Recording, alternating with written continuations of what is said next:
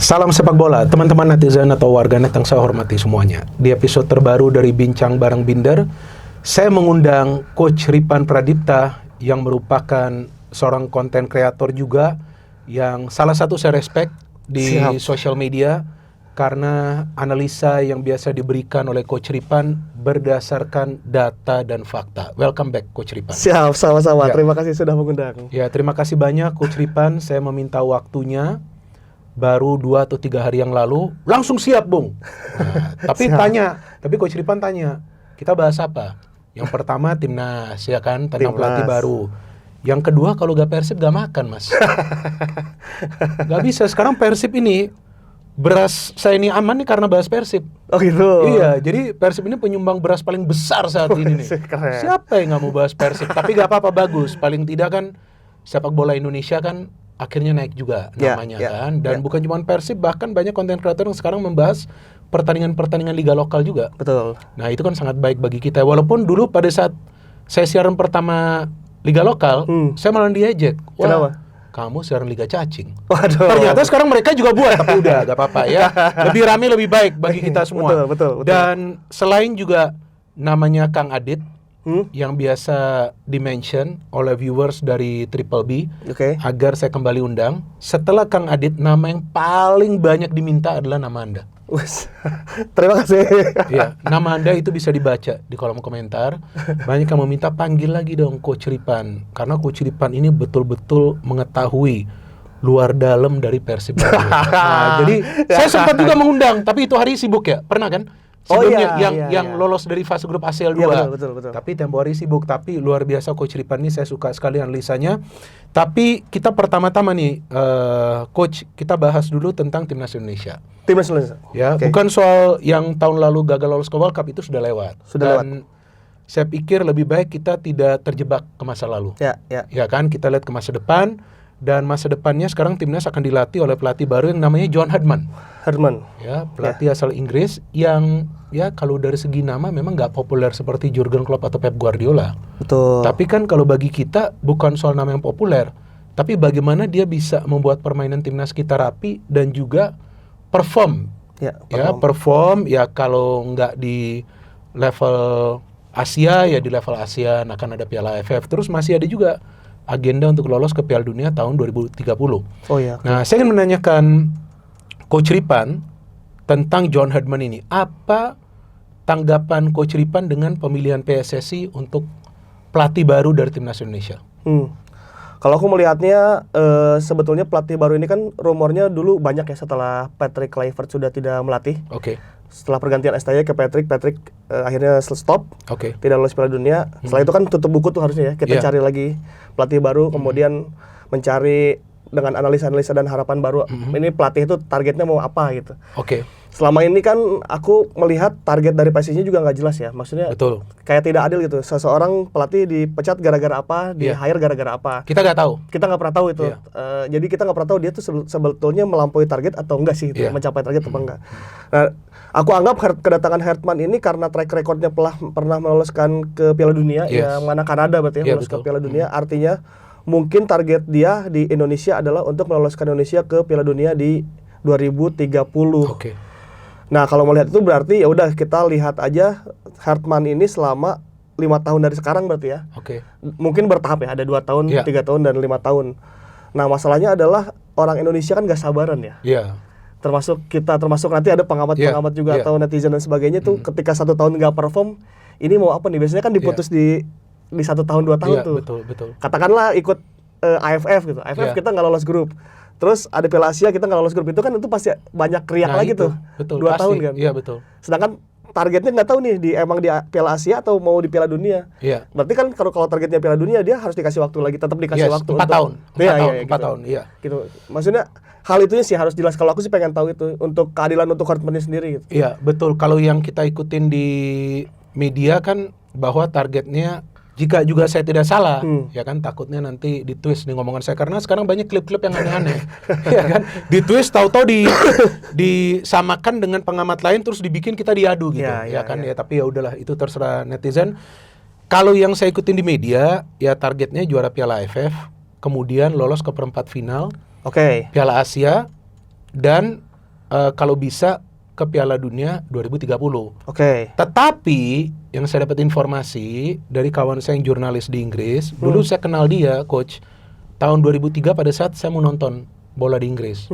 Jadi karena dia jurnalis, saya tanya dia, saya mau ambil akreditasi ini dari mana? Nah, dia jelasin ke media officer A, B, saya nonton Arsenal. Tapi Arsenal dulu gak seperti sekarang. Arsenal dulu lagi juara-juaranya. Jadi enak dengar kalau sekarang runner up terus. Jadi saya nonton di sana. Jadi saya nonton Arsenal, nonton West Ham. Terus 2007 kontak dia juga nonton Chelsea. Dan nonton dulu Leeds kalau nggak salah, lupa saya Leeds. Pokoknya bukan tim besar lah. Jadi dia suruh saya udah kontak media officer ini. Nanti kamu kirim lah, kamu punya background gini, nanti dia akan assessment, akan memberikan kamu press pass. Jadi saya kontak dia. Waktu Kluivert pun saya kontak dia. Saya tanya ini Kluivert. Wah, dia bilang kok kalau saya melihat Indonesia nih dalam progres untuk lolos ke World Cup, kok pilihnya Kluivert. Ini kayaknya gak ideal, ya kan? Dan saya juga jelaskan di konten saya, gak tahu Mas Ripa nonton atau enggak. Saya bilang wah ini ngeri-ngeri sedap nih CV-nya. Tapi waktu saya tanya tentang John Herdman, dia bilang kalau yang dia dapat informasi dari, bukan dari John Herdman langsung, tapi ya dari perwakilannya John Herdman lah. Kan kalau jurnalis Inggris itu kan kebanyakan jurnalis yang detektif. Oke. Ya, bahkan banyak skandal yang mereka buka di sepak bola juga. Ya, betul. Ya kan, mereka pintar-pintar gitu, mereka bisa buka. Jadi dia kasih tahu saya, ini yang saya dapat informasi bahwa sebetulnya John Herdman ini adalah pelatih yang akan terima tawaran negara lain untuk sebuah proyek. Oke. Jadi dia ini project spesialis. Nah, saya nanya, emangnya proyeknya apa nih? Dari PSSI. Kalau menurut dia, ya jadi jangan marah juga kalau dari PSSI ada denger ini. Kalau menurut dia kan nanti mungkin mereka ngomongnya beda kan. Kalau menurut dia, proyek utamanya itu lolos ke World Cup 2030. Oke. Tapi dikasih dulu 2 tahun ini, maka itu master kontrak 4 tahun. 2+2. 2 tahun dilihat progresnya semacam apa. Jadi bukan proses, progres. Progres ya, oke. Progresnya semacam apa? Seperti yang tadi coach ngomong. Ya, tahu-tahu AFF gak lolos fase grup. Iya, betul. Tahu-tahu Piala Asia gak lolos fase grup. Nah, nanti kita serahkanlah ke PSSI mau seperti apa, ya kan? Tapi kalau yang saya harapkan, karena dia sudah punya track record bawa ke World Cup, ya mudah-mudahan dia diberikan waktu yang lama. Karena kalau pelatih baru, apalagi Indonesia, seperti Shin Tae-yong juga, dia kan butuh waktu lama. Susah. Shin Tae-yong juga bisa sukses karena dia mendapatkan waktu lama, 3 tahun plus. Baru mulai kebentuk dan mulai lebih kuat dengan masuknya pemain-pemain keturunan, tapi saingnya tidak selesai. Ya kan, saingnya tidak selesai. Nah, jadi memang proyek utamanya ini seperti yang tadi Coach Ripan ngomong, ini Piala Dunia. Piala Dunia karena dia memang sudah punya track record lolosin ke Piala Dunia. Ya kan, kalau Shin Tae-yong kan awalnya nggak ada target itu, kan sebetulnya untuk Piala Dunia U20, Timnas U20, ya kan, tapi kebetulan progresnya bagus, ditambah pemain-pemain keturunan, pintu itu mulai kebuka. Ya kan, jadi kita kan ekspektasinya jadi tinggi. Wow, kita tinggi, berapa match lagi nih kita lolos. Sayangnya datang Mr. PK, ya kan? Tapi malas juga saya ngomongin PK. Oke, kita gak usah ngomongin dia. Jadi, nah ini John Herdman ini katanya seperti itu. Nah, kalau dari skuad yang ada sekarang, kalau sudut pandang Mas Ripan, sebetulnya skuad kita ini sekarang sekompetitif apa sih? Kalau dari nasional pool justru lagi bagus-bagusnya. Oke. Timnas Indonesia itu lagi bagus. Katakanlah yang bermain di Eropa aja masih banyak ya. Masih ada Hilgers, masih ada Kevin Dix, masih ada Jay Idses. Maksudnya yang grade-nya S lah ya kalau untuk Indonesia ya. Kemudian yang di Thailand juga masih ada kan, ada Sen, ada Wolves. Di U23 pun masih muncul untuk ke atas lagi, Doni Tripamungkas masih ada di situ. Kemudian jadi secara nasional pun sebetulnya sedang prime time menurutku nih untuk Piala Asia ke depan itu masih bisa bersaing, bahkan untuk ke perempat final kayaknya bisa dilakukan deh gitu. Justin Hubner masih muda. Nah, itu. Kan Ivar Jenner, muda. Betul. Yang lain-lain masih Martin Paes juga baru 27 atau 28. Emil masih ada. Emil juga masih muda. Nah, kalau secara nasional pun John Herdman beruntung punya pemain yang sudah matang di beberapa kompetisi ya, yang sudah ikut kompetisi level internasional. Kemudian dia juga masih bisa melihat ke liga sebetulnya. Dan ini butuh waktu kan untuk melihat Liga Indonesia. Dia mungkin pasti akan kaget melihat, kok liganya gini ya, ngebut banget ya gitu. Nah, seperti itu memang harus adaptasinya harus dikasih waktu untuk John. Terutama main di Asia kan, bagaimana ntar kita melawan Vietnam, katakanlah yang jago-jagonya ya, Thailand, Singapura. Dia harus tahu tuh karakter lawan, karakter pertandingan karakter wasit di Asia Tenggara seperti itu kan. Setelah itu nanti kita naik ke Jazirah melawan tim-tim dari Asia Tengah. Kemudian ada raja terakhirnya seperti Jepang dan gitu-gitu. Itu memang harus dipelajari oleh John sih menurutku. Masalah Patrick yang kemarin mungkin tidak mempelajari karakter lawan ya. Sepertinya begitu. Sepertinya begitu ya.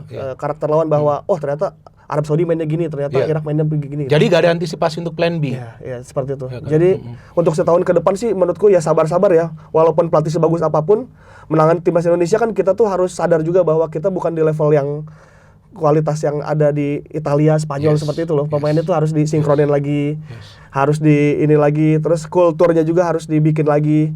Kan Herman juga pasti punya filosofi tersendiri berbeda dengan dua pelatih sebelumnya. Itu tuh menyingkronkan itu tuh memang agak lama, apalagi tim nasional yang tidak bertemu setiap hari itu. Nah, betul. Seperti itu. Jadi sabar-sabar untuk setahun ke depan. Mungkin baru terlihat nanti di tahun kedua ya, tahun kedua di turnamen-turnamen atau kompetisi-kompetisi seperti Piala Asia dan AFF dan sebagainya. Dari situ baru bisa kita mulai melihat rancangannya Hartman. Intinya sabar sih. Ya, betul. Dan saya sepakat teman-teman dengan Coach Ripan, bukan 100%, saya tambahin 10% lagi, 110%. Saya sepakat, karena dia datang ke lingkungan yang sangat berbeda daripada Kanada dan Selandia Baru, dan dia datang di mana dia harus mencoba untuk memenuhi ekspektasi dari supporter kita yang juga memang haus akan prestasi. Ya kan, saya juga ingin kalau bisa timnas kita ya juara lah AFF. Tapi kalau bagi saya, Coach, walaupun saya juga mengatakan AFF ini penting, kenapa? Karena timnas kita itu kan membawa nama negara Indonesia. Ya kan, nggak mungkin dong kita mau timnas kita ngelepas Piala AFF dengan alasan kita mau ke level Asia, nggak bisa. Seperti itu. Thailand aja masih serius di AFF, Vietnam juga sama, ya kan? Maka itu saya selalu mengatakan penting, artinya tidak menganggap remeh, tapi juga jangan dibuat harga mati. Karena sebetulnya seperti yang tadi Coach Ripan katakan, skuad kita ini kan bukan biasa lagi ini. Ini udah skuad yang istimewa dengan jam terbang yang sekarang sudah bagus. Betul. Dari kualifikasi Piala Dunia kan ada level yang lebih tinggi. Tapi betul, kita harus sabar. Nah, yang saya khawatir ini kadang-kadang mereka yang nggak paham tentang yang namanya sepak bola. Karena sepak bola itu bukan saja melibatkan 11 pemain di atas lapangan, tetapi juga melibatkan tim kepelatihan, official lainnya, federasi, dan juga pemain-pemain lain yang berada di bangku cadangan. Artinya ini sebuah ekosistem yang besar. Betul. Nah, jadi agar ekosistem yang besar ini berjalan dengan baik, kita juga supporter harus paham kapan kita perlu memberikan yang namanya kritik. Ya, itu. Ya kan? Jangan sampai setiap langkah itu kita kritik yang membuat orang kadang-kadang jengkel juga. Ya kan, boleh kita kritik. Siapa yang melarang kritik? Kayak saya kalau kritik ada timingnya dulu. Jadi saya sepakat dengan Coach Ripan, kita kasih dia waktu dulu, kita sabar, kecuali nanti hancur-hancuran, nah itu beda lagi. Ya, kalau itu masih bisa ya. Ya, itu masih bisa lah kita kritisi. Tapi kalau dia masih baru kan, nah menurut Anda kira-kira apa kesulitan dia nanti, kemungkinan yang bisa dia hadapi? Kesulitannya banyak lah. Katakanlah dulu ya, misalnya Indonesia kan sering mengambil pelatih Peter Witt gitu dari Thailand, Ivan Kolev misalnya. Itu kan mereka yang sudah tahu kultur Asia Tenggara ya. Jadi satu step mereka udah tahu cara menghadapi Thailand gini, cara menghadapi Vietnam. Alfred Riedel gitu kita ambil dari ketika dia dari Vietnam gitu. Betul. Itu tuh orang-orang yang sudah tahu di Asia Tenggara tuh harus kayak gimana nih gua atur-atur. Kita tahu passingnya nggak sebagus itu Indonesia. Kita tahu ini itu. Hartman kan pasti dia atau pelatih-pelatih yang belum pernah melatih timnas Indonesia kan bayangannya tuh mindset di Eropa sana kan, pemain-pemainnya udah bisa passing, udah bisa cari ruang gitu. Ketika ke Indonesia beda kan gitu. Hal-hal itu tuh harus diakomodir gitu. Gimana caranya ketika timnas passingnya nggak terlalu bagus, keriting-keriting, ya udah kita main bola lambung misalnya. Bagaimana ketika main bola lambung ternyata tidak target man, itu kan. Kalau yang orang udah tahu tuh satu step sudah di depan. Nah, untuk yang orang-orang baru nih seperti Patrick, misalnya seperti John Hartman sekarang, itu kan harus lagi-lagi harus melihat dulu nih. Dia harus menonton liga, dia harus menonton timnas uji coba 1, 2 kali, 3 kali. Ternyata karakternya seperti ini. Kesulitannya mungkin sama dengan pelatih-pelatih sebelumnya sih. Kalau Indonesianya sih nggak berubah ya, kan pelatih-pelatihnya yang berubah. Indonesia tetap sama aja timnasnya, pemainnya sama aja gitu. Pelatih-pelatih yang datang kan biasanya ternyata saya harus mengajari passing, seperti itu kan keluhan-keluhannya. Itu yang Sintayong katakan secara jujur awal pun bilang gitu kan. Betul, awalnya. Tapi dengan masuknya para pemain keturunan itu yang membuat timnas kita kan semakin kuat. Ya kan, dan sekarang John Herdman ini juga sudah mengatakan bahwa dia tidak menutup kemungkinan untuk juga bisa menarik lagi pemain-pemain keturunan, walaupun dia juga tetap akan memantau liga, pemain lokal dengan menonton liga. Nah, kalau seandainya ada pemain tambahan, pemain keturunan atau juga pemain yang dari kompetisi domestik, kalau menurut Coach Ripan di sektor mana? Untuk timnas ya? Ya, jadi ini bukan cuma berpatokan ke pemain keturunan, tapi ya pokoknya apakah itu pemain keturunan atau juga pemain dari liga domestik, di posisi mana nih sebetulnya? Apakah belakang, midfield, atau depan? Kalau untuk timnas di lini depan butuh tandemnya Ole Romeni, artinya pemain yang kalibernya sama Ole gitu. Ketika Ole nggak ada kan kemarin kita kesulitan tuh. Nah betul. Di akhir-akhir kualifikasi tuh tidak ada Ole, kesulitan. Kalau di penjaga gawang kan ketika Emil nggak ada masih ada Martin Pas gitu yang sama-sama bagus. Nah kemudian di attacking midfield aku rasa harus ada satu lagi gelandang bertahan sih. Kalau untuk back kita udah cukup mewah ya menurutku. Udah ada sekitar 5 atau 6 pemain yang siap pakai di situ bahkan. Kiri aman, kanan aman, sayap itu andalan Indonesia udah aman itu. Ya udah tinggal striker yang levelnya sama Ole, kemudian nomor 10 dan gelandang bertahan menurutku. Ya, artinya kedalaman squad ini kan. Jadi itu yang kita harapkan nanti John Herdman bisa dapatkan. Karena John Herdman ini akan membutuhkan waktu juga untuk menonton liga kita, ya kan? Apalagi sekarang liga kita lagi ratingnya lagi enak-enak ya. Gila-gilaan, iya. Betul. Tapi kan selain juga liga lokal kita juga tahu ada salah satu klub Indonesia yang sekarang sudah lolos nih dari fase grup ACL 2 nih. Iya kan? Betul. Dan kalau pada saat itu kita berdiskusi offline juga pernah kalau nggak salah, pernah. Dan kalau nggak salah online itu, saya lupa yang terakhir kita di sini berdiskusi, kalau nggak salah kita bicara juga soal Asia. Ya, betul. Ya kan, dan saya memang dengar dari beberapa boboto yang mengatakan bahwa sebetulnya target dari Persib di ACL 2 ini targetnya pokoknya minimal lolos dulu dari fase grup. Ya kan, dan sekarang Persib sudah lolos. Bukan cuma lolos, tetapi menjadi juara grup, Coach. Nah, Anda dari awal memang sudah feeling kira-kira Persib akan lolos menjadi juara grup, atau mungkin awal Anda juga deg-degan nih, wah jangan-jangan gagal lagi nih seperti musim lalu gak lolos dari fase grup. Kita bicara Asia dulu. ACL ya? Ya, ACL 2. Kalau awalnya tidak begitu yakin karena Persib Bandung melakukan pergantian hampir separuh pemain kunci loh. Itu sulit ya ketika satu tim mengganti 6 pemain, 7 pemain dan itu kunci semua. Itu kan butuh adaptasi sebetulnya. Dan adaptasi ini ternyata dibuat Bojan. Aku kan hanya menganalisa ya, awalnya menebak-nebak ini Bojan kenapa ya buang Ciro, buang David, buang Tyrone Del Pino, buang Kevin Ray Mendoza. Iya, kenapa tuh? Ini apa jago-jago semua nih gitu kan. Kemudian mulai terjawab ketika Bojan mengambil pemain-pemain yang punya pengalaman internasional, Alfrenda Dewangga, yang mana dia punya pengalaman internasional sejak kecil ya di tim nasional. Sadil Ramdhani dia panggil, yang mana Sadil sudah bermain di Liga Malaysia dan timnas juga. Putros dia panggil, yang mana tim nasional Irak. Jadi pemain-pemain yang dipanggil memang yang punya pengalaman internasional. Aku langsung berpikir, oh mungkin emang ini dicari pemain yang punya pengalaman di level internasional kan. Tom Hai, Eliano. Nah itu di batch 2-nya kan datang tuh, Tom Hai, Eliano itu yang internasional kan beda ya Bang. Kalau kita bermain di rumput internasional sama di rumput liga lokal ya betul. Wasitnya berbeda, lawannya berbeda, tekanannya berbeda, gitu, sistemnya berbeda. Nah awal-awal aku lihat, wah ini kehilangan banyak pemain ya. Namun di perjalanan ketika match pertama lawan Lion City Sailor di Bandung, kita unggul 1-0 dulu tuh. Disamakan di menit akhir kan. Betul. Oh ternyata Bojan pengen main kayak gini gitu, pengen main yang pelan, sabar, sistemik gitu, seperti itu. Baros dapat bola di sebelah kanan, dia nggak langsung tusuk-tusuk. Kalau zaman Ciro kan langsung 1-2 dia individual brilliance kan, dia lewat 1-2 tekuk-tekuk, dia balik lagi ke belakang, dia main lagi ke belakang, sistem nggak buru-buru, pengen mencetak gol gitu. Ketika momennya ada pas banget baru dia cetak satu peluang. Oh ini yang dia mungkin yang Bojan maksud bahwa pemain-pemain internasional ini buat bermain di ACL. Awal-awalnya kan akhirnya satu sama kan bobol kan? Iya betul.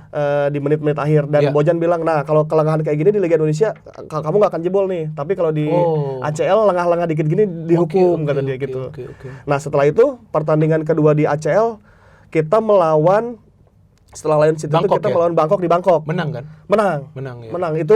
Itu aku pertama kali melihat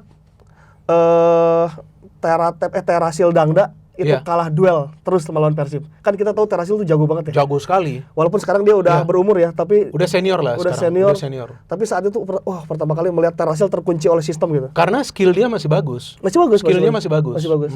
Dan menang di Thailand itu kan tidak mudah ya, menang di kandang Bangkok gitu, tidak mudah. Kemudian dari situ terlihat tuh Bojan memang fokusnya di Asia. Karena terlihat ketika di Liga Indonesia tuh ancur-ancuran juga tuh. Bojan mencari switch dari main di Asia ke Liga Indonesia tuh kayak kebingungan gitu. Betul. Main defense counter di Asia ketika ke Indonesia tuh jadi Indonesia kan duel 1 lawan 1 harus kuat kan? Iya, harus kuat. Gocek harus kuat gitu. Ketika di Indonesia dia pakai sistem tuh sempat acak-acakan kalah lawan Persija Jepara. Iya, Persita. PSIM. Itu. Nah, kemudian untungnya Bojan juga cukup sadar bahwa dan manajemen Persib tentunya ada batch 2 kan yang batch pertama main tuh ada Baros, ada Ramon Tangke, ada William Marsilio. Kayaknya merasa tim ini sedikit lagi kalau ditambah tuh akan bagus gitu. Kalau ditambah pemain-pemain yang lebih makanya datang yang batch 2 yang Tom Haye, Eliano Reinders, Andrew Jung tuh. Barba. Nah, pemain itu membuat tim ini beneran sangat canggih untuk di putaran pertama ya. Ketika datang Barba, aku makin yakin bahwa ini mah pemain bagus banget ya. Terlalu bagus. Parah banget. Jadi Barba itu bukan cuman dia bisa bertahan dengan baik dan mengomandoi 4 back yang lainnya ya. Namun dia juga bisa nge-set menjadi orang pertama yang nge-set bola dari belakang tuh. Iya. Itu yang kita nggak pernah sangka Barba tuh sehebat itu. Jadi kalau kayak bangunan tuh ada Barba, ada Tom Haye di depannya Barba, dan Jung atau Ramon Tangke itu tinggal menyelesaikan sebetulnya. Di paling depan. Di paling depan. Jadi bangunannya Barba dan Haye ini udah kokoh nih menurutku nih. Iya, bagus. Jadi, Barba ini udah mah kaki kiri kan dia. Jadi untuk posisi-posisi tertentu dia nggak usah mindahin kaki dulu gitu untuk switch. Betul, iya. Dia langsung kaki kiri natural kan gitu. Dan yang terutamanya bisa ngeset dan punya ketenangan. Itu tuh yang aku mikir, Barba dan Tom Haye ini kedatangan di base paling akhir tuh sangat bagus untuk Persib ya. Di ACL akhirnya kita bisa berbicara lebih. Sempat ada wake up call sebetulnya di ACL ketika Barba nggak ada tuh. Lawan siapa itu ya? Ketika lawan Selangor pertama. Yang jebol 2-0 dulu untuk akhirnya terus comeback kan? Waktu main di Selangor. Iya, cuman itu ternyata tuh mulai acak-acakan banget tuh Barba tuh. Kok lawan Selangor tuh kita menang, cuman menangnya kayak ugly win lah, itu beneran nggak pakai sistem lah, itu menang yang itu yang kesalahan kipernya itu kan. Iya, yang Adam Alis betul. Itu menang ala Liga Indonesia lah, itu permainan yang adu body, adu kuat-kuatan lah. Kemudian setelah itu nggak ada Barba, jebol lagi. Jadi tanpa Barba tuh 5 gol langsung dalam 2 pertandingan. Gitu ya? Iya. Nah, ketika Barba ada lagi, akhirnya kita bisa menentukan di Bandung tuh menang 1-0 lawan Bangkok. Ya, yang terakhir match terakhir. Yang terakhir. Terus lawan Lion City kalah. Lawan Lion City kalah, ya. Itu padahal sempat comeback gitu. Nah, itu ketiadaan Barba tuh. Itu tuh nggak ada Barba saat Barba nggak main ya pada saat itu ya. Kalah 3-0, 3-2. Nah, 5 gol tuh tanpa Barba. Aku langsung mikir, berarti tim ini kuncinya ada di Barba nih kalau untuk lini belakang gitu. Iya, betul. Oke. Sebelum kita bicara soal lawan Persib nanti di 16 besar kan, lawan Ratchaburi.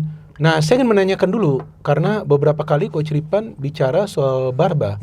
Ada apa dengan Barba? Kalau dia sekarang kan sempat juga dikasihkan ban kapten, ya kan, dia juga bahkan sudah mulai dicintai oleh Boboto, ya kan. Bahkan saya sendiri di awal, saya gak tahu Coach Ripan nonton atau enggak, saya sudah mengatakan, aduh nih Persib bagus mendatangkan bek asal Italia, Coach, karena saya dulu waktu ke Italia waktu saya nonton, terus saya nonton AC Milan, jadi tuh saya banyak kan ketemu jurnalis-jurnalis kan, jadi mereka tuh ngomong, nah kalau Milan tuh dulu cari bek kebanyakan tuh yang asli Itali dulu, sekarang udah beda, sekarang udah beda lah. Kalau dulu kan coba lihat Itali semua kebanyakan beknya, Milan sama Juve, coba lihat kebanyakan lah Nesta, ya kan, terus ada Maldini, ada Costa Curta, terus Juve apalagi tuh, ada kayak Chiellini, ada kayak Ferrara ya, Barzagli, Cannavaro. Nah iya kan, jadi waduh, saya bilang Persib dapat back asal Italia. Wah, jadi nih Persib nih pasti nih. Maka itu kelihatan banget karakter Barba tuh memang dari awal tuh dia udah bisa mengorganisir permainan. Betul. Ricardi tuh enak banget, cuman di belakang ngawal, tapi dia yang pressing terus. Tapi ada apa dengan Barba? Dia sudah mendapatkan segala sesuatu sekarang di Persib, dijadiin kapten, ya kan? Dikasih juga posisi yang penting sebagai center back, dia yang ngatur semua di belakang, kayak istilahnya Tom Haye tadi Anda katakan, di tengah, di belakang nih dia. Apa sih sebetulnya yang terjadi? Anda punya informasi gak? Iya, bahwa rumor akhirnya Barba pengen cabut ya. Iya. Awalnya rumor ya. Sampai kita tag hari ini kan masih pemain Persib statusnya kan. Sampai hari ini, ya, walaupun betul. Transfer window udah dibuka ya. Setelah tanggal 10 kan. Iya, akan dibuka. Aku juga nggak tahu. Pada akhirnya ada rumor-rumor bahwa Barba, ada statement dari Barba bahwa aku kangen keluargaku dan sebagainya. Mungkin ya alasannya adalah dia jauh dari keluarga atau gimana. Cuman kalau secara permainan itu untuk Persib kan ngebantu banget ya. Itu mirip Jay Idsa menurutku di tim nasional tuh. Main Barba, yang main yang nggak pakai lari, mikir, menginfluence sangat baik. Iya benar, nggak pakai lari loh dia. Nggak pakai lari, Bung. Dia bisa nutup ruang begitu enak. Betul. Ya kan? Dia sampai ngatur kayak Teja, Tanja di sebelah sana, Putros. Ya dia beneran dia yang atur tuh di belakang. Terus dia juga bukan pemain yang bersih-bersih banget pada kondisi-kondisi tertentu, dia cywar juga sama penyerang lawan. Tali banget lah bagaimana gitu. Nah, yang terjadi aku nggak tahu apakah dia beneran nggak betah atau gimana, cuman dalam sejarah Persib memang banyak pemain-pemain bagus yang pada akhirnya cuma setengah musim, Bung. Siapa aja? Christian Bekamenga. Itu kenapa? Itu katanya karena saat itu tuh dia timnas Kamerun U23. Dia di sini goal getter setengah musim pertama tuh. Iya betul. Terus kenapa dia cabut? Nyek Nyobe dipinjamkan ke. Nah itu karena Nyek Nyobe baru tadi yang saya mau ngomong. Nyek Nyobe benar itu ya. Dia nggak ada teman main orang sama orang Kamerunnya. Terus dia mulai ogah-ogahan, akhirnya dia pergi. Oke. Stefano Beltrame, orang Italia juga, dia hanya setengah musim. Terus cabut. Dia setelah jadi juara dia nggak balik lagi ke Bandung. Stefano Beltrame. Omid Nazari setengah musim juga. Tapi Omid bukannya karena pandemi tempo hari? Iya, kalau salah satunya itu. Cuman kan dia nggak mau balik lagi. Terus padahal dia bagus loh itu di tengah kan. Bagus. Dia salah satu faktor Persib kuat di tengah itu karena dia. Omid, Sochaunut Num gitu. Jadi aku merasa kadang emang ada beberapa pemain bagus yang kayaknya nggak betah di Indonesia gitu. Ada hal-hal seperti itu yang kita sebenarnya nggak tahu di dirinya dia tuh kenapa gitu. Pemain-pemain bagus ada yang memang seperti itu gitu. Yang sebetulnya kalau dia setidaknya satu musim tuh menurutku akan sangat bagus banget di Bandung karena sangat membantu. Bukan cuma defense ya, Bung. Adanya Barba tuh dia bisa ngeset ofensifnya juga. Kalau kita lihat terakhir lawan Persija dan Persik Kediri misalnya. Ketika Barba nggak main itu dalam ngeset tuh agak bingung tuh. Dari Teja ke back four lempar ke jauh ke depan. Jadi seperti untuk bermain di belakang tuh jadi agak kebingungan gitu. Nah, ketika itu ada Barba tuh bisa menyelesaikan hal itu. Karena punya visi itu kan. Kira-kira Persib akan bisa mendapatkan sekualitas seperti Barba gak? Kalau menurut Coach Ripan, dalam sudut pandang Coach Ripan yang memang sudah lama mengikuti Persib, kan tadi kan Coach Ripan mengatakan ada pemain A, B, C yang tidak selesai satu musim. Penggantinya pada saat itu seperti apa, Coach? Oh, kalau bang zaman BKB nggak ada penggantinya justru. Nggak ada? Ya nggak ada yang sekali BKB nggak lagi ya gitu. Iya, maksudnya sekualitas lah. Oh iya, nggak. Agak susah. Apalagi di pertengahan musim. Iya, apalagi di pertengahan musim itu kan susah ya kalau nyari pemain di pertengahan musim itu agak susah. Pada akhirnya aku akan mempercayakan kepada Bojan sih. Mungkin dia akan menciptakan sistem yang jika Barba pergi ya sistem tanpa Barba itu. Kayaknya ya gitu. Akhirnya diubah, pasti ada yang diubah sih permainan. Itu yang bisa menyulitkan Persib juga karena di match lawan Persija juga sebenarnya ketembus juga sih. Ketembus juga sih. Karena itu aja ya faktor lucknya aja ya, Mas dan Teja. Ada juga. Dan Teja memang lagi on fire juga. Lagi main bagus banget saat itu. Dan para pemain Persija mainnya emosi tinggi kenapa itu? Iya. Tapi nanti kita bahas itu nanti. Oke, ini Barba udah. Nah, sekarang Persib sudah lolos ACL. Juara grup. Ya. Ranking Indonesia juga naik nanti di AFC ranking secara liga. Bagus dong untuk kita. Bagus. Karena makin banyak Indonesia yang berlangganan main di Asia itu makin bagus. Aku tuh akhirnya menyadar ya, kalau main di Asia tuh memberi banyak pelajaran bukan cuma tim Persibnya, ke penontonnya juga, Bung. Oh, seperti apa? Contoh ya, kita kan partai terakhir ketika melawan Bangkok dan dia nyatakan lolos sebagai juara grup dan kita lolos fase yang menang 1-0 itu. Iya, yang menang 1-0 kan itu di Bandung kan. Kita menyalakan flare tuh. Setelah beres pertandingan, pemain lawan juga udah keluar. Kan kita merayakan kan bahwa gitu. Nah, ternyata hal-hal itu pun secara regulasi nggak boleh. Menyalakan flare walaupun pertandingan sudah selesai selama masih di stadion, itu nggak boleh. Kan kita awalnya nggak tahu kan. Kalau di liga beda. Di liga juga nggak tahu maksudnya untuk AFC karena ternyata hal itu nggak boleh. Nah, ketika lawan Persija kemarin tidak ada flare kan.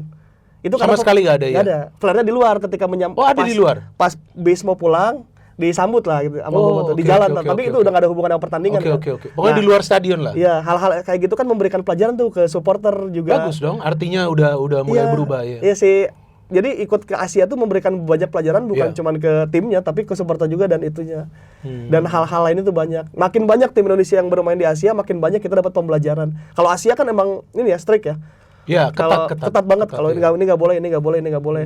Waktu kick off harus tepat, ini tuh harus tepat. Iya. Terus cara masuk ke ring 1, ring 2-nya ada gitu. Kayak gitu. Jadi sebagai penonton pun kita mendapatkan pembelajaran ketika bermain di Asia itu. Iya, oke, bagus. Apalagi kalau away kayak ke Thailand, ke Singapura, mereka juga punya aturan-aturan tersendiri ternyata. Iya. Kayak spanduk harus yang kayak gimana, masuk kayak gimana, kayak gitu. Oke, bagus juga ya. Oke, dan sekarang sudah lolos ke 16 besar, memang banyak yang berharap ketemu Ratchaburi, ketemu juga.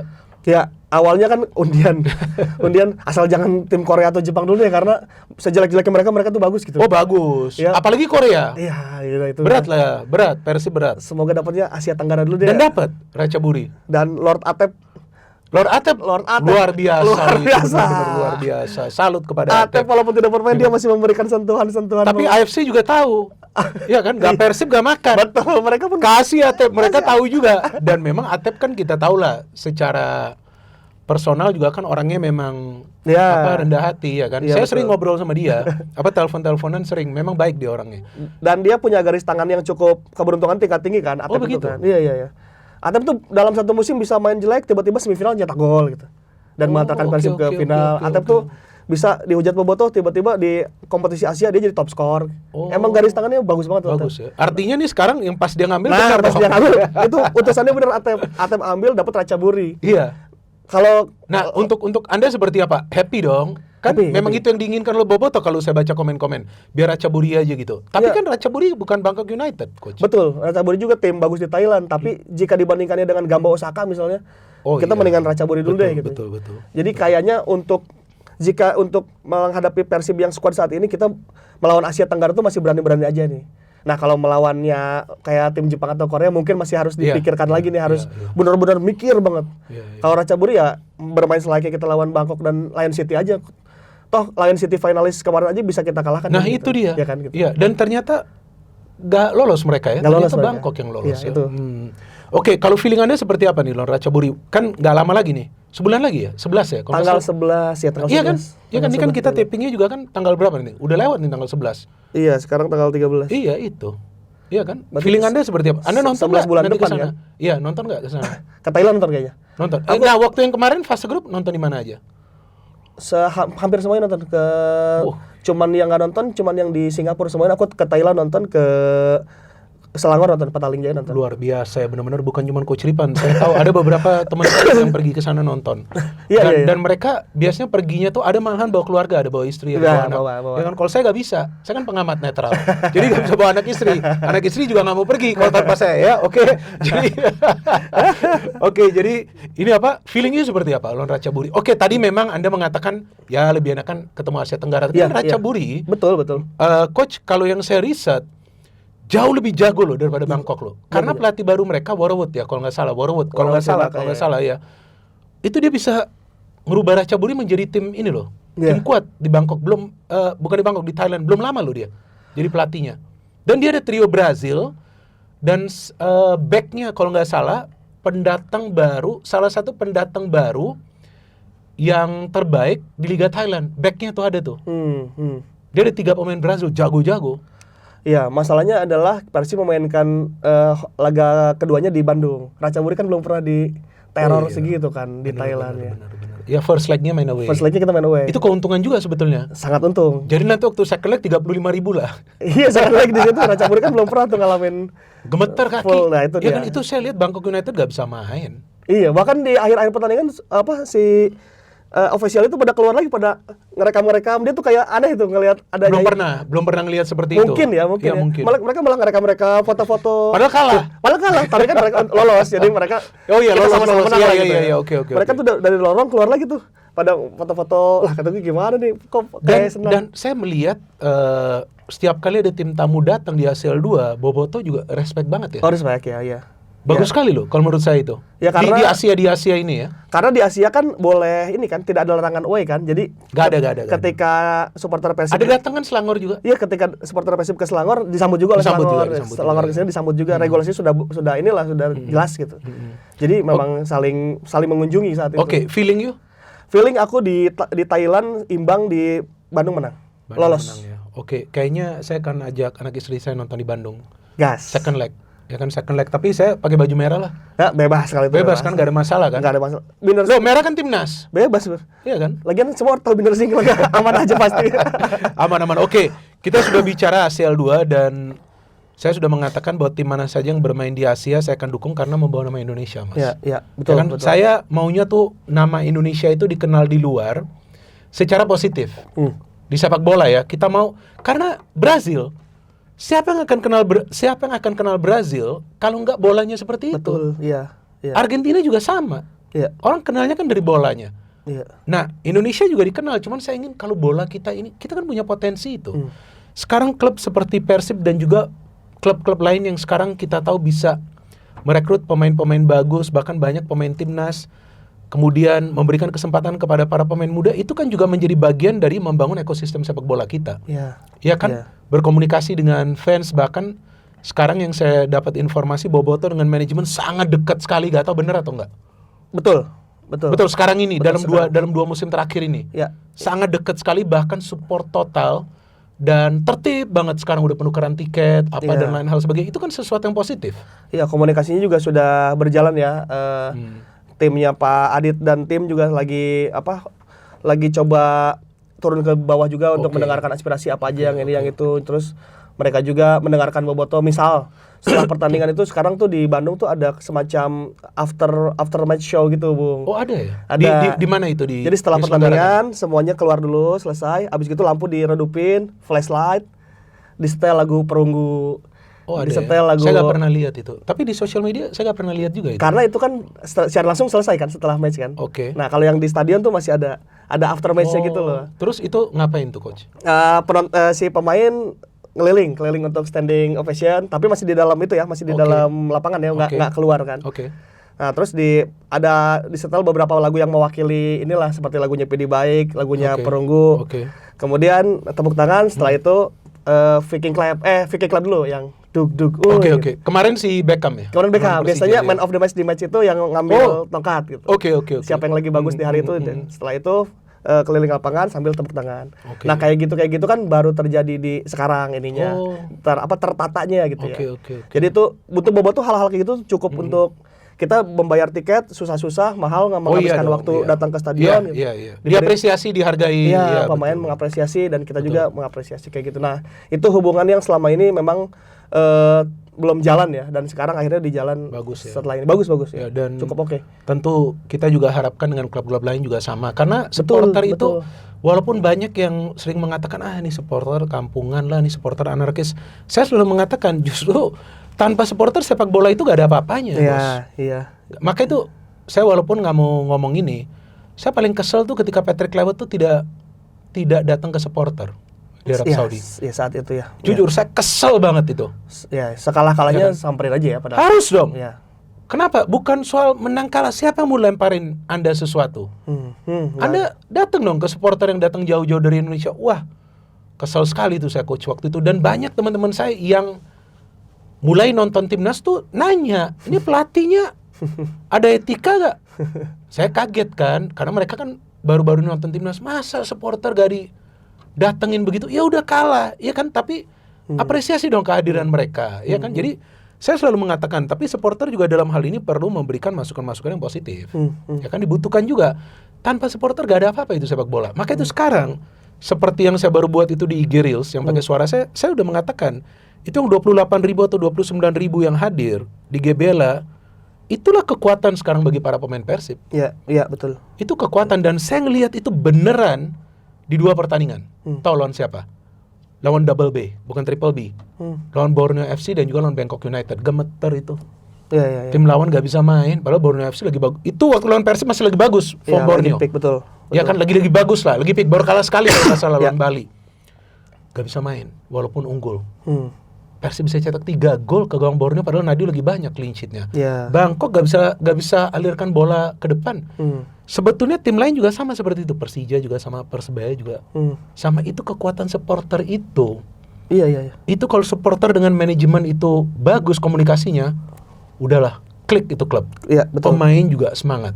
Ya, tapi setelah kita berbicara soal supporter, soal ACL 2 yang lebih penting lagi, ini adalah banyak komentar di channel saya ini Triple B yang ini singkatnya dari bola Bung Bindar, bukan Bung Bindar bawa botol. Saya harus ulangin terus biar ingat. Iya kan? Iya. Oke. Bung, kita akan hat-trick juara. Padahal kan kita baru di paruh musim, Mas. Iya kan? Iya. Oke lah, di awal musim Persib tuh sulit menang, tapi terus bisa on track. Apa yang menurut Anda yang bisa membuat Persib on track di ACL 2? Yang tadi Anda sudah mengatakan karena cara mainnya pakai sistem, sabar, ini ya kan, kualitas pemain. Di liga gimana? Tiba-tiba setelah imbang lawan PSIM, kalah lawan Persija, kalah lawan Persita. Iya betul. Terus tiba-tiba formnya bagus, oke lah. Kemudian ada imbang juga ya kan di Kediri. Nah, terus kok sekarang bisa berada di posisi puncak, coach? Iya, kan betul. Persib ini kan main di 2 kompetisi, gak gampang ini. Main di 2 kompetisi dan mengganti banyak pemain kunci musim lalu ya, itu. Nah, kalau di ACL Anda tadi sudah menjelaskan iya, karena kualitas, tapi liga. Iya, betul. Liga kita ini kan salah satu liga terbaik di dunia. Rafael Strike aja sudah mengatakan gak gampang, Gak ya kan, kejar di tempat ya. Anda. Iya, di tempat Anda kan dia mengatakan seperti itu. Dia kira mungkin beda ya kan, ternyata dia waktu main kan berat juga bagi dia. Betul. Menurutku faktor utama ada di Bojan Hodak tentu. Oke. Bojan itu selalu ada di setidaknya musim ini ya. Oke. Dia selalu ada di kondisi turbulensi, Bang. Turbulence. Dia tuh nggak pernah ada di kondisi yang stabil gitu. Ada aja masalah itu selama musim berjalan. Oke. Pertama musim kan belum ada Tom Hai dan Barba. Oke. Akhirnya dia ketika lawan Jepara tuh wake up call pertama menurutku. Wake up call, ini nggak ada gelandang yang bisa ini dan nggak ada back yang oke nih yang tanggung.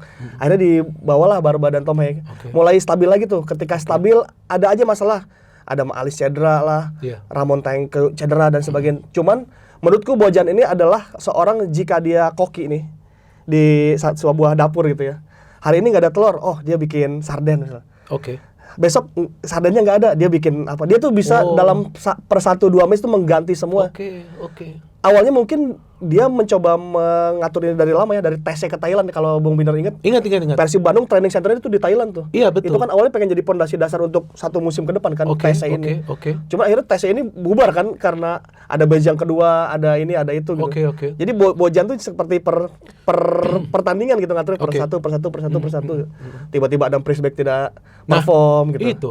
Dia akhirnya bagaimana menggunakan Teja dan Teja akhirnya berhasil gitu. Dan Teja sempat absen, Fitra juga oke. Fitra dipakai kan seperti itu. Jadi dia selalu ada dalam kondisi yang goyang terus. Tapi bisa dia lewati. Itu aku dengan pemain baru. Pemain baru. Itu aku rasa canggih sih. Tapi kalau harus melihat satu benang merah tuh satu ada di Barba. Lagi-lagi aku harus mengatakan Barba adalah kunciannya. Karena ini fakta. Faktanya begitu. Apa yang Anda mengatakan ini fakta. Kedua Tom Haye. Oke. Ketiga di Eliano. Oke. Eliano Renders itu membuat setiap posisi ada jadi tambahan 1 pemain. Oke. Nggak ada bek kiri, tenang ada Eliano. Nggak ada bek kanan, ada Eliano di situ bisa masang. Iya, betul. Nggak ada gelandang, Mark nggak bisa main, Eliano bisa main di situ. Betul. Nomor 10 Adam Alis atau Beckham nggak bisa main, ada Eliano di situ. Wah gila itu. Jadi aku melihat kalau kata Bung Bindar, apa faktor di liga yang pertama ada Bojan Hodak, ada Barba, ada Tom Haye dan ada Eliano. Ini tanpa mengecilkan pemain-pemain yang lain ya, maksudnya. Pemain yang lain tetap bagus ya. Tetap bagus ya. Tapi mereka bisa membuat siapa yang tidak ada di tim ini dia isi di situ. Dan terakhir kan Dewangga ketika dicoba cukup oke juga Dewangga. Bagus juga dia. Kakang di sebelah kanan bagus. Sekarang Kakang kok bisa sebagus itu? Ada dapat info gak you coach? Karena saya salah satu yang kritik dia tapi positif. Iya. Mungkin Anda ada dengar. Saya bukan tipe orang yang merendahkan orang lain, enggak. Iya. Saya kasih tahu bahwa kalau dia memang bisa belajar bagaimana decision making dan disiplin dan ternyata jadi dia. Iya, betul. Iya kan? Jadi bagus sekali saya lihat Kakang main. Karena itu apa menurut Anda yang bisa membuat dia berubah? Karena saya kan nggak ada kenal orang dalam Persib, mungkin Anda ada ngobrol.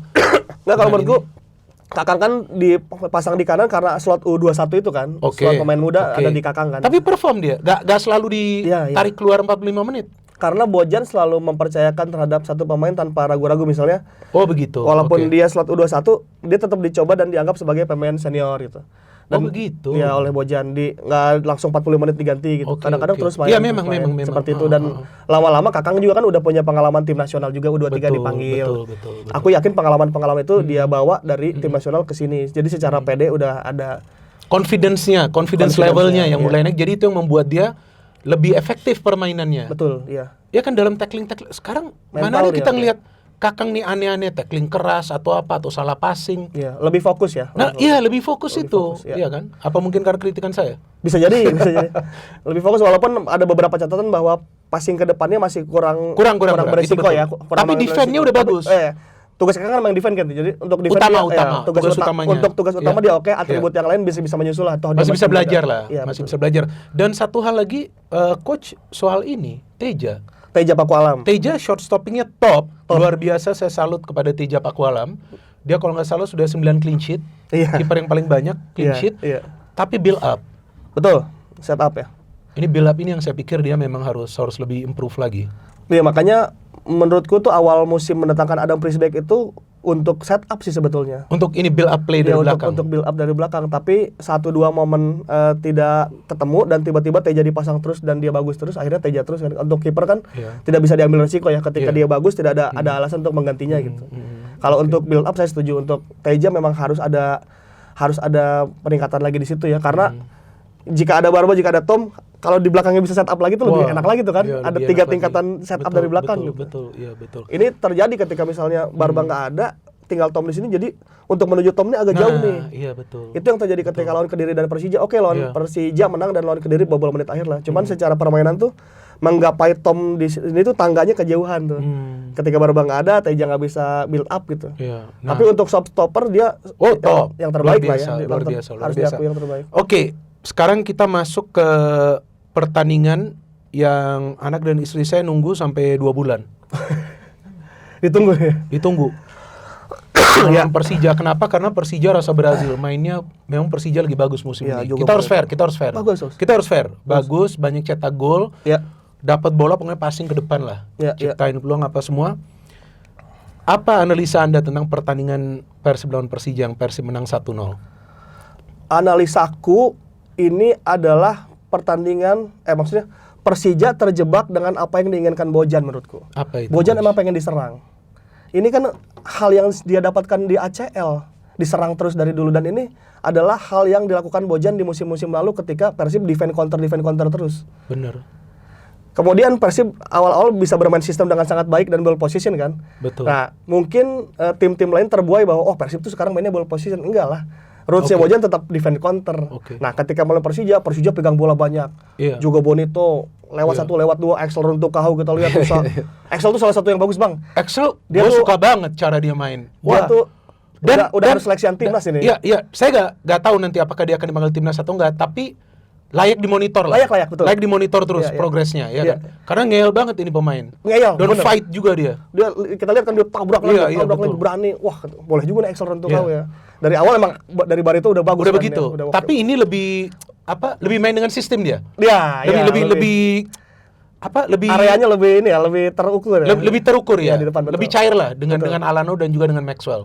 Nah, Bojan tampil dengan 4-6-0 kan, tanpa striker murni, tanpa striker utama di depan kemarin kan. Karena Baros dia pasang. Tapi Baros sebetulnya gak main di depan juga, kan bola juga Shadow lah dia karena kayak gak ada striker.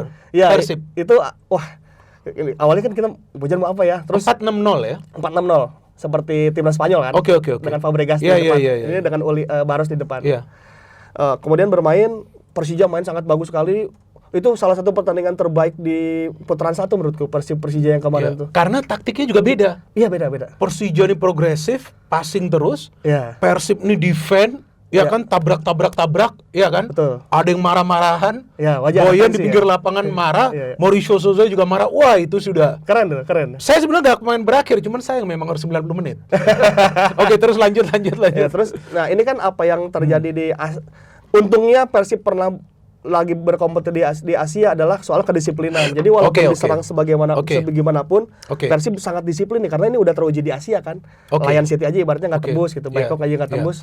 Kalau Liga kayaknya harusnya bisa nggak tembus juga gitu. Ketakutanku awal adalah tanpa Barba kan, itu aja. Barba udah ada di bench tapi yang main tetap Matekardi kan. Sama Julio Cesar. Iya itu, dan terbukti beberapa kali lewat. Untungnya Teja lagi bagus banget hari itu. Jadi harusnya kalau secara fair mungkin Persija bisa mencetak 1 atau 2 gol gitu. Tapi karena Teja lagi bagus, yang double save itu? Yang double save itu udah hampir 90% harusnya gol ya. Harusnya gol. Udah sundulan tapi masih ketahan gitu. Ya. Terus satu lagi shooting ya, betul. Excel itu kalau nggak salah yang shooting. Van Basten sundulan. Iya, betul. Dan Persib dapat satu momen ketika Bergwijn datang ke depan dorong ke area kosong, sebetulnya itu nggak ada targetnya kan. Beckham pun nggak ada di situ, nggak ada di nomor 9. Satu kesalahan dari pemain Persija dan Bruno Beckham bisa ambil di situ. Yang kedua adalah momen ketika Beckham diinjak sih. Itu yang kartu merah Bruno. Ya, itu menurutku cukup mengubah pertandingan jadi Persija kalah pemain sebetulnya. Itu di titik itu Persija jadi cukup kesulitan ya. Ketika untuk mengejar gol dengan 10 pemain mereka cukup sulit lah. Itu titik aku ini harusnya aman nih ketika 1-0 kartu merah, ya udah itu agak sulit karena kalau 11 lawan 11 itu Persija masih sangat menguasai pertandingan. Kalau ball position mereka menang kan. Menang. Ya, mereka menang. Dan cara mereka bergerak secara unit itu juga bagus ya, betul. Mau ngomong para pemain Persib harus man to man itu. Pertama kali saya nonton mereka man to man dari tengah. Betul. Dari tengah loh, bukan belakang. Dari tengah tuh udah sampai Tom Hey aja udah jatuh bangun, udah capek. Iya, Tom juga udah maksa banget sih sebelumnya. Dan baru setelah sekian lama saya lihat mukanya udah merah juga. Ya kan setelah sekian lama kelihatan karena tensinya tinggi banget. Kan ya. Tensinya tinggi banget. Dia dapat kartu kuning juga kan? Iya, dapat ya. Dapat kartu kuning. Oke, jadi kalau saya ngelihat pertandingan itu dianggap sebagai final. Final mungkin ini adalah pada akhirnya mengerucut kedua tim yang punya potensi juara di akhir musim bahkan ya. Dan sekarang Persib berada di posisi puncak. Tapi secara poin kan selisihnya pendek banget ya. Iya, tipis. Tipis banget. Menurut Anda seperti apa nanti persaingan ke depan? Persaingan ke depan, apa yang harus diwaspadai oleh Persib? Kelelahan yang akan diwaspadai karena ketika kalah melawan Malut United di sana pun itu gara-gara kesalahan. Kerasa, ya. Sebetulnya Malut kan seperti ngelawan Persija kemarin kan, individual brilliance. Andai Persib transisi tekan. Andai Persib saat itu nggak terlalu lelah setelah pertandingan mungkin masih bisa kelawan sih itu. Ketika lawan Persija kan kemarin kondisinya fit ya, Persib udah dapat istirahat yang bagus gitu. Nah, ketika lawan Malut itu kelelahan sudah bermain Borneo terus Asia pergi ke Malut kalah kan. Nah, mungkin jika bisa mengatasi kelelahan ini Persib masih bisa di 1-2 aja, masih dapat sih itu peringkat 1 peringkat 2. Bagaimana dengan chance hat-trick juara walaupun kita masih di putaran kedua nih awal? Iya. Kalau feeling kan ini kan hanya sudut pandang Coach Ripan kan melihat performa Persib dalam setengah musim. Kalau peluang tentu ada. Kita lihat dulu juga pemain yang keluar dan masuk itu harus dilihat ya karena berarti Bojan setidaknya jika ada turbulensi lanjutan keluar masuk itu dia harus adaptasi setidaknya 3-4 pertandingan kan 1 bulan tuh. Berarti ada calculation loss sekitar 1 atau 2 kekalahan kan. Ketika 1 bulan harus meramu lagi tim ini. Jadi mulai ini nanti Februari inilah anggap aja. Akhir Januari lah. Nanti kan main lagi 25. Iya, main lagi 25 lawan PSBS kalau nggak salah. Iya, setelah main di Persib ya. Ya, kita lihat dulu pemain masuk keluar. Yang aku takutkan lagi-lagi kan jika rumor ini terjadi Barba keluar gitu. Itu kan harus dibikin lagi sistem ulang ya. Barba jika keluar dan William sudah keluar. William sudah keluar. Barba jika keluar. Nah, Anda ada dapat kan Anda mengatakan ini tergantung nih hat-trick juaranya. Kalau nanti tergantung pemain yang masuk lah ya. Dan kalau Barba jadi keluar, ya kan? Selain itu juga Anda mengatakan soal faktor kelelahan. Iya, betul. Ya kan? Artinya itu harus dijaga supaya Persib bisa tetap berada di posisi puncak lah atau di papan atas lah, ya kan? Nah, Anda ada informasi gak sih kira-kira Persib ngincar siapa nih? Kan banyak sekali rumornya. Joey Pelupesi, Martin Pas. Kalau Martin Pas yang saya dapat informasi, gak tahu nanti kalau berubah katanya sih enggak. Udah latihan lagi di Dallas ya katanya. Nah, tapi kalau Joey kemungkinan besar. Sama ada kiper lainnya kemungkinan besar, tapi kan Persib masih tertutup sekarang ini. Nah, Anda ada dapat informasi gak? Informasi nggak dapat juga. Aku selalu rumor juga. Terus aku juga nggak berani untuk nanya-nanya juga sih karena saya gak ada nanya orang Persib. Itu kan saya nanya sumber lain. Itu kan kita juga seni di situ kan. Kalau untuk seni analisa kan seperti itu ya. Nggak usah nanya jawabannya kan. Kita nanya dari sumber lain atau pemikiran kita aja. Sekarang karena Coach Ripan memang nggak punya informasi, kira-kira pemain di sektor mana? Kalau Barba keluar jelas defender. Tapi sekarang dengan William sudah keluar, apakah striker? Karena finishing lagi berat juga ini. Iya, striker kayaknya harus ada ambil 1, terus nomor 10 ambil 1.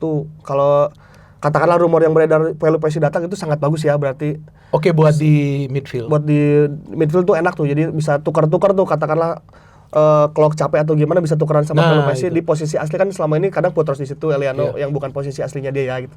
Kadang dipasang di situ. Jadi jika rumor itu benar, Persib akan ada tambahan, cuman kehilangan Barba harus di reset ulang. Aku tuh harus melihat Bojan ngeriset tanpa Barbanya itu sih. Itu yang penting. Iya, karena jadi sama kayak saya juga mengatakan itu kalau Barba keluar dan Persib tidak bisa mendapatkan pengganti yang sekualitas, Persib goyang ini. Goyang. Dan harus berarti opsinya jika tidak punya kualitas yang sama harus dibikin sistem ulang kan gitu. Oh iya, betul. Sistemnya nanti. Sistem yang diganti ya. Sistem Dan yang diganti. Bojan cukup mahir lah untuk mengganti sistem. Artinya kita harus lagi bersabar untuk Boboto sekitar 3-4 pertandingan di ngerisetnya itu kan, ngeriset. Bojan tuh salah satu yang adaptasinya cepat sebetulnya terhadap hal-hal terlalu seperti cepat ini. Kalau menurut saya.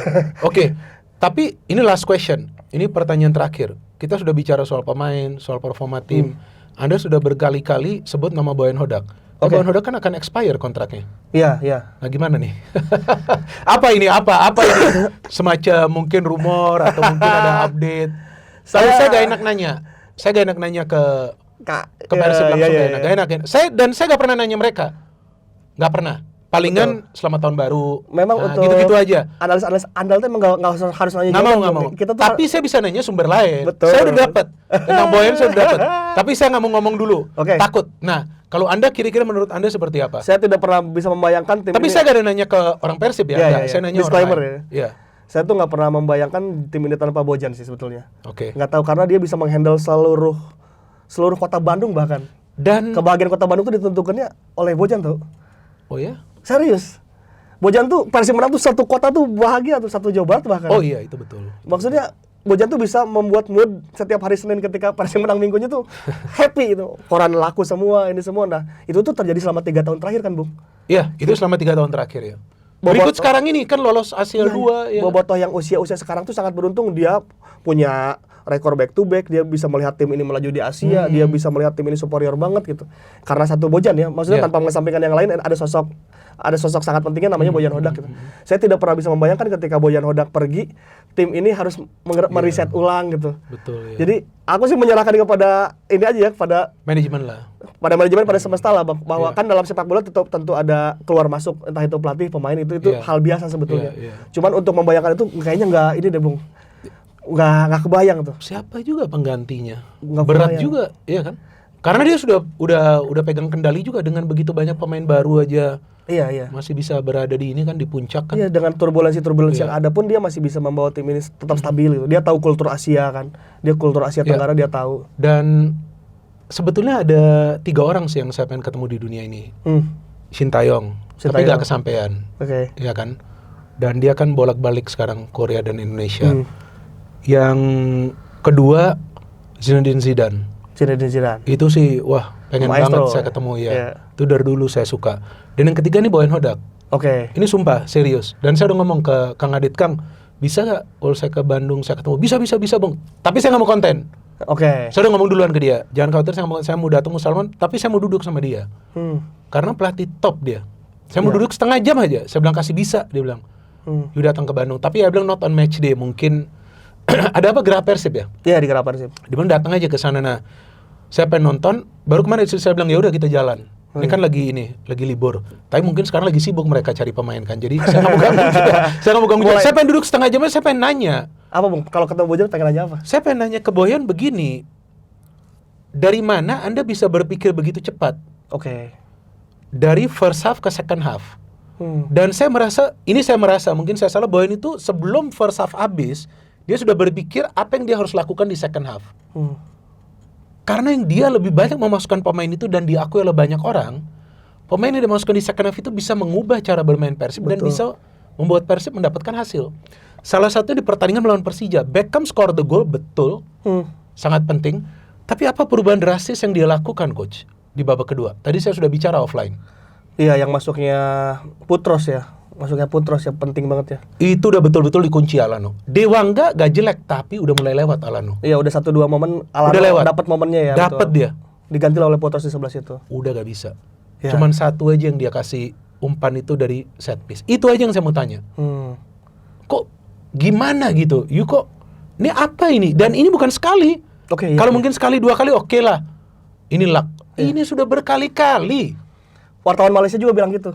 Nah kan tuh sama. Setelah pertandingan Persib kalah 2-0 babak pertama, kemudian 3-2 di Selangor kan. Iya. Ada jumpa pers kan setelah pertandingan. Ditanya kan? juga? Ditanya. Saya nggak tahu itu. Bojan kata wartawan Malaysia. Oke lah, kalau soal miracle gini kamu udah sering melakukan di Liga Malaysia kan. Dan itu ternyata di Liga Malaysia udah sering. Udah sering. Ngebalik-balikin skor dari kalah ke menang, kalah ke menang. Saya nggak akan nanya itu kata dia. Tapi ini apa yang terjadi di pertandingan melawan Selangor Anda bisa memenangkan itu faktornya apa? Bojan kalau di depan media tuh merendah ini sayangnya dia selalu bilang oh itu faktor luck aja. Dia selalu bilang itu faktor luck. Tapi kan kita yakin itu enggak faktor luck. Dia itu pasti, yang saya pengen tahu. Dia pasti merencanakan banyak hal kan di situ kan. Tapi kan enggak apa bagi saya sulit membayangkan kok terus-menerus ini seperti ini. Kalau kebetulan sekali dua kali kan. Iya. Kalau terus-menerus itu bukan. Iya, kasiannya Amorim nggak bisa. Amorim udah out. Xabi Alonso udah out. Oke, sudah selesai kita karena sorry. Saya janji ke Anda 50 menitan, tapi karena kita asik ngobrol jadi 1 jam. Bobotoh senang kalau makin lama. Jangan ragukan kuota mereka. Ada yang ngomong 3 jam, Bong. Kalau Sako Ceripan. Nanti saya akan tunjukin kamu. Ya udah sampai sini aja. Oke, kita ikutin slogan dari channel ini, oke? Oke. Yuk, no hate, no politics, only football, salam sepak bola. Salam sepak bola. Top.